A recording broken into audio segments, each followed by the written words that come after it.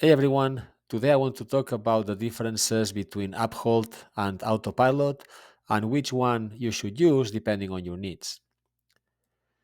So, Uphold it's basically an app that you install in your cell phone that allows you to buy crypto. And if we go into the website for a second, you can see here that they say that you can buy more than 300 coins. Another thing they say is that you can buy those coins very early, which means that you can buy them very cheap. Imagine buying Bitcoin or any of the other coins that are expensive today when they started on day one. And the third thing that makes Uphold a good platform is the transparency. As you can see here, it says that it's fully reserved, which means that, for example, if you put $1,000 and you have it in the account there, then they don't use your money for loaning to other people or for other purposes, and that makes it a bit safer. Uphold has a beautiful UI, this one you see on the screen. Here on the left-hand side, you find the different coins that they support, and you can buy them if you want. This section here in the middle displays the different coins that you own and the value they have today, and you can also see how your total value is progressing over time. And this section here on the right-hand side allows you basically to make transactions. You can select your credit card here or your bank account and select a destination if you want to buy Bitcoin or XRP or something else. And then you can create repeat transactions and preview and send.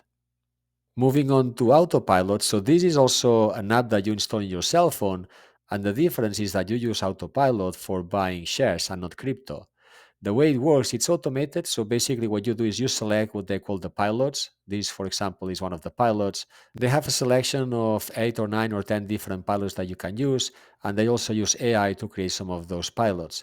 And basically what it does, it follows the trades that those pilots do. So for example, if this lady buys, then you buy what she buys. And if this lady sells, then you sell what she sells. You can quickly see in the UI the different pilots that you have and how much money you have invested in all these different pilots. And because these pilots are very well known, then you end up buying lots of different shares and selling lots of different shares. You can invest anything from $500. And what it does, if you don't have enough money to buy a share, then you just buy a portion of that share. They buy fractions of shares. So if this lady, for example, buys 10 shares, you would also buy those 10 shares with the $500, just the amount per share would be much smaller. I have other videos in my channel where I talk a bit more about Autopilot and how I've used it, as well as the pros and cons that I had using it. Next, I want to talk about the key differences. So Autopilot allows you to buy stocks, while Uphold allows you to buy the 300 coins. You can do recurring transactions in both platforms, but you define how often you want to buy. In the case of Autopilot, the pilots decide when you buy and when you sell. With regards to fees, I don't think these two platforms are cheap. Let's start with Autopilot. There is a cost of $30 on a quarterly basis, so that's about $120 per year, which means that if you invest only, let's say, $1,000, that's 12%. So you at least need to grow that in order to break even. Obviously, the higher the amount you put in Autopilot, the better the return because the fees are much lower percentage-wise. For Uphold, it depends on the coins, and I think that's with crypto in general. My experience is some of the coins like XRP, for example, there is a very small fee, or even like if you buy more than $500, you don't have to pay fees to Uphold. But then when I transfer those coins into my own wallet, if it's XRP, the fee is very small. But if you buy Bitcoin, the purchase itself is not expensive if you buy more than $500. But then when I transfer it to my own external wallet, then the fees start to take a toll. With Uphold, you can make almost instant transfers. Again, depends on the coin. With XRP, it just takes me seconds. Whilst if I do Bitcoin, then it takes me maybe 20, 30 minutes.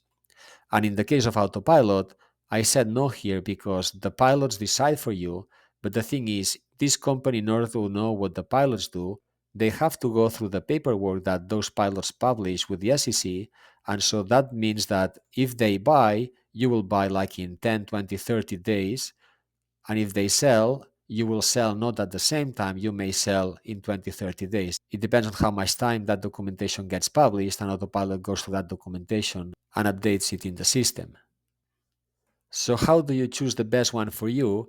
That depends on your needs. If you want to buy stocks, then you can use Autopilot. If you want to buy crypto, then you use Uphold.